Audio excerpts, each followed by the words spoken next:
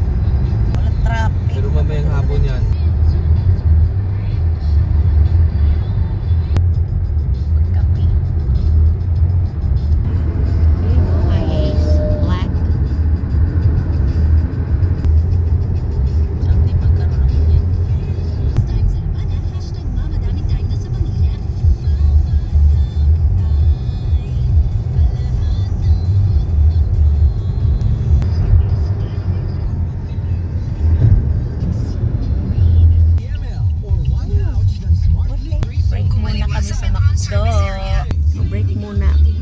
Maka bawas-bawas. Lolo mo. Oh, ayan. Ayan si Father. Wala ka talaga masusuka kasi wala. Ayan na. Sige. Order na lang kami dito ng breakfast. Nagutom kami. Maaga pa kami uwi. Balis sa bahay. Ano yun, te? Hi, bebe. Ayan si Kuya Francis, ang aming driver. Ito si Miss Suka, oh. Hi, Suka. Wala nga daw. Ah, look at that. He gets to sit all by himself. Big boy na siya, oh. Upo na siya sa big boy seat. Hoy! Hi! Tawag ka ni tita. Oh. Hoy! Hoy! Pala, te. Hoy! Mama, tikit ko yun. Hoy! Hoy! Hoy! Monay! Monay! Monay! Smile po, tita! Smile! Ayan yung pagkain ni, Inday Badiday. Gravy, te. Oh. Gravy. Yan si Father. Samahan mo, kumuha ng creamer. Oh, gusto mo rin, be? Gusto mo rin? Mainit yan. Mapasok yan. Lalong angawa yan. Mainit muna ng kape. May sweeter.